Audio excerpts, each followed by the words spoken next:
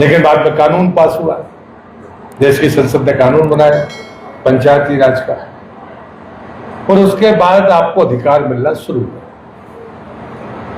मैं आपसे पहला प्रश्न आपके ऊपर छोड़ता हूं, किसी को पूछ नहीं रहा। मैंने पहले ही संबोधन में कहा कि हम सब एक ही परिवार के लोग हैं। जो लोग चुनकर आए हैं, मैं भी चुनकर आया हूं, मैं इस विभाग का मंत्री हूं। हमारे और आपके बीच में कभी टकराव नहीं होगा। मैं वचन देता हूं कि हमारे बीच में टकराव नहीं होगा।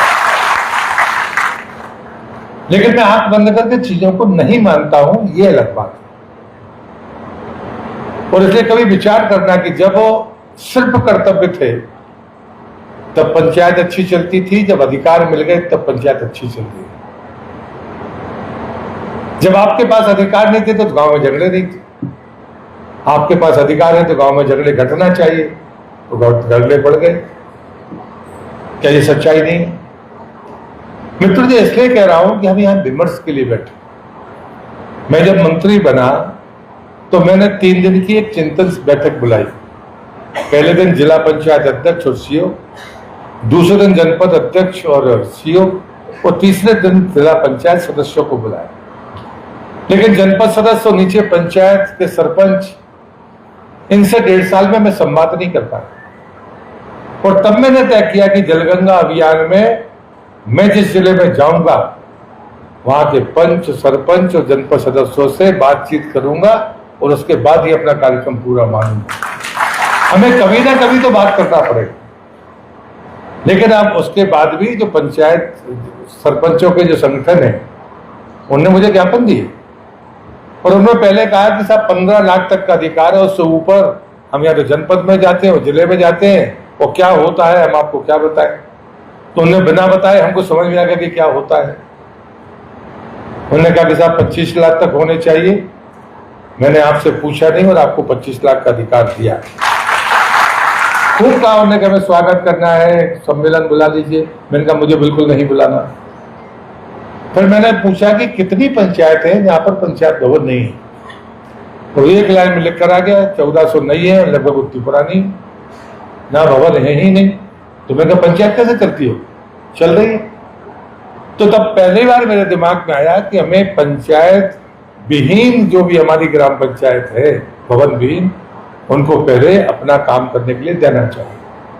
लेकिन जब दूसरी बात पता चली कि हमारे गांव का कोई भी भवन, स्कूल वगैरह हो तो मुझे नहीं पता, 2 मंजिला बने ही नहीं सकता, हमने ऐसी प्लंथ ही नहीं बनाया। या तो वो खत्म गिरेगा फिर दूसरा बनेगा। तब मैंने उसकी डिजाइन परिवर्तित की कि अब जो पंचायत भवन बनेगा वो 3 मंजिल ऊपर तक जा सकता है, ऐसी उसकी रचना होगी। मित्रों, हमें सोचना पड़ेगा कि हमारी जमीन है। आप जिस जगह पर पंचायत के सरपंच हो, आप 25 साल पहले कितनी जमीन थी, आज कितनी है? सरकारी जमीन की बात मैं कर रहा हूं। मुझे एक ऐसे सरपंच आए, मतलब वो समस्या लेके मुझे बता रहे जो समस्या उनने पैदा की। वो कह रहे हमारे पास सीएम राइस स्वीकृत है, ये काले स्वीकृत है, लेकिन जमीन नहीं है हमारे पास। अब आप बताइए पंचायत का विकास हो जाएगा? आपके पास में सरकारी जमीन नहीं है, आप सार्वजनिक हित का कोई काम कैसे करेंगे? जरा अपने आप से पूछिए तो सही। ऐसा तो कभी नहीं होगा कि पंचायत बनी होगी तब सरकारी जमीन नहीं रही होगी। जब तक अगला परिसीमन नहीं होगा, आपका भगवान भी धरती पर आकर भला नहीं कर पाएंगे यदि जमीन नहीं है आपके पास। इस सच्चाई को कौन सुनेगा? ये गलती करने वाला कोई भी होगा, मैं किसी पे आरोप नहीं लगा रहा किसने किया है, लेकिन क्या ये सच्चाई नहीं है? तब मुझे लगा कि इस बारे में हमें नए सिरे से विचार करना चाहिए। अभी सरकार ने स्कूलों में सार्वजनिक कार्यक्रम करना मना कर दिया। अब जिन पंचायतों में सामुदायिक भवन नहीं है, वो सामुदायिक भवन नहीं है तो कितने खर्चे होंगे। लेकिन इसलिए मैंने कहा कि जिन पंचायतों में सामुदायिक भवन नहीं है, बिना मांगे मैं उनको भी दूंगा। एक बार मैंने 1066 दिए थे, इस बार भी शायद 1000 के आसपास वो सामुदायिक भवन मिल जाए। लेकिन जैसे ही जब कास्ट बढ़ी पंचायत भवन की 37.5 लाख की, कि भाई किससे बनवाए जाएंगे? एक 48.5 लाख का है। आपने कहा था कि सब इंजीनियर एएस और वो क्या करते हैं, वो घुमाते ही रहते हैं। हर क्लस्टर की पंचायत पर उनका आतिश तय हो गया और उसी भवन दूसरे भवन में है जो 48.5 लाख का है।